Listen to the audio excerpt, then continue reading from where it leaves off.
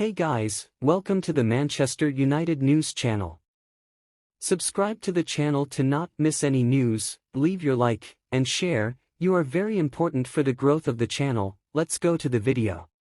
You know what, one club who are definitely not enjoying life right now are Manchester United. 3 defeats on the bounce, Arsenal, Brighton in fact as well, and then Bayern Munich in midweek. And Craig, I'd like to come to you on this one. Turmoil at Old Trafford, it says on the back page of The Sun, and disgusted. This is another story that's come back apparently. United stars still fuming over how the club treated keeper David De Gea. I mean, it really is a case of when it rains it pours right now for Manchester United, isn't it?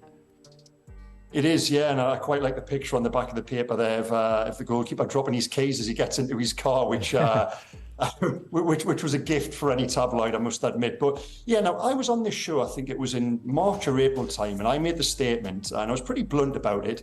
I said, I don't think Manchester United are very good. Now, I wasn't speaking from particularly strong ground because they just won the Carabao Cup and they're on the way to finishing in the top 4 in the Premier League. They finished third, of course, didn't they? But I've had this suspicion about the manager and about the team for a long time now. I was down at Brentford on the second weekend of the season a year ago when they got beaten 4-0. I think they conceded the 4 goals in the first half, didn't they? And ever since then, I've always just thought they're getting by. You know, that this where we're at now was always just around the corner.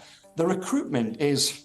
You look at the team sheet from last night and from going forward this season, they've spent a lot of money to stand still or possibly even regress. Now, I was at the semi-final 2019 Spurs v Ajax when Erik Ten Hag was manager, and you looked at that Ajax team and it was one of the most exciting in Europe. Every single player had resale value, with a tremendous to watch. Ten Hag comes into Manchester United and you're thinking with a lot more resource, a bigger club, or you're going to build the same, one of the most exciting young teams in Europe. Look at what they've got now.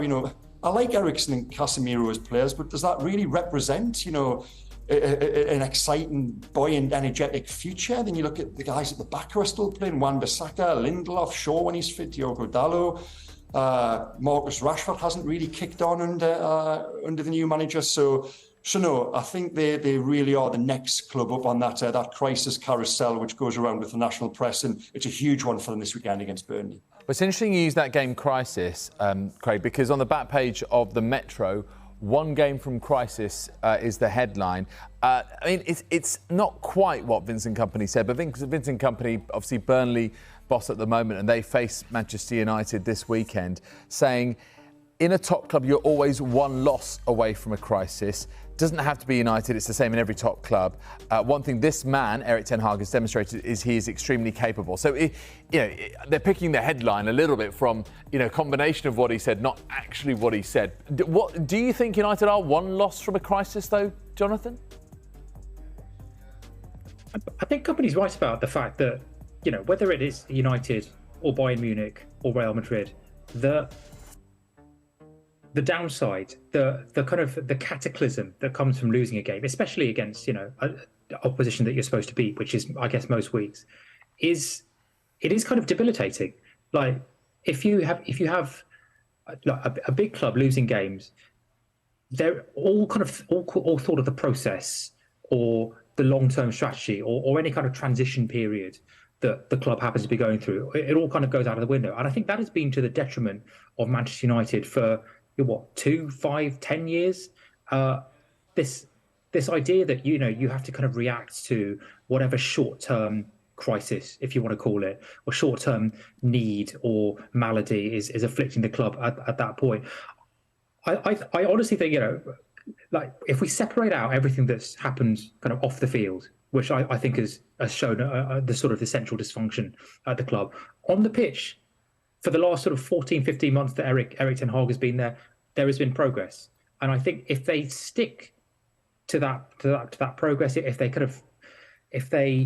back the manager, and if they kind of give that whole process time to breathe, and yes, time to fail occasionally, time to have setbacks, and and occasionally not come off, that is going to have positive implication for them in the long run, because rebuilding a football club of the size of Manchester United from the place they were in, for much of the last decade is not a 1 week solution. It's not it's not even a 1 year solution. Ten Hag has had just over a year, and he is slowly rebuilding that club.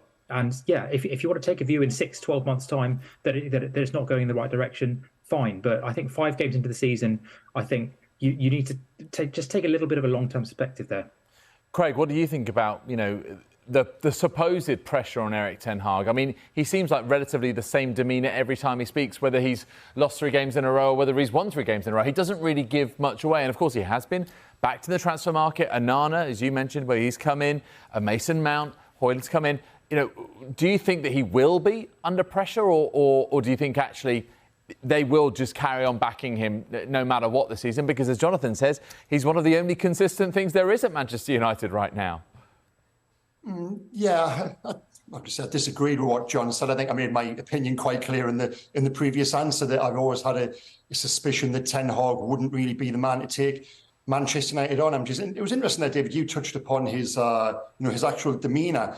I don't think he's got the charisma really to be Manchester United manager. I wouldn't even argue that there has been progress. Yes, there's been the top 4, and I think overall in terms of results last season, he deserved credit. But you've always got to look beyond the results, and I go back to the point I made in terms of I thought this was coming for a long time. I was never ever convinced by the way in which they played. And will he be under pressure? Well, I thought what was telling last week was that for the first time when he made the substitution, Martial for Højlund, there was really vociferous boos inside Old Trafford. And once those supporters turn, and I'm not saying they have yet, but once they do and once they make their mind up on something, they can be fairly persuasive and have an impact and an influence on decisions which are made at board level. So not yet, no. And does he deserve more time than 5 games? Well, yes, of course he does. The results and where he took them last season and the isolation of that, it deserves some time and affords him time. But we saw them last night against Bayern Munich in the least thrilling 7-goal thriller I've ever watched. It was a game that had no jeopardy, really. You were watching it,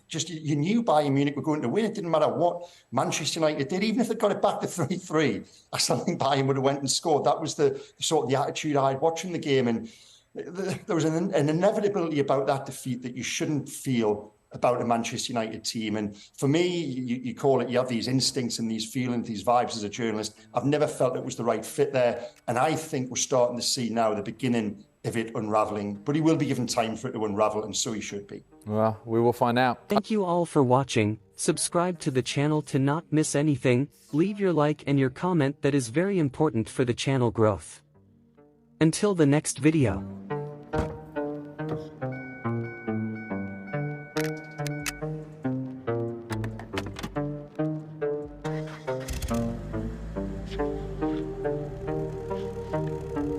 Forever is the strangest thing.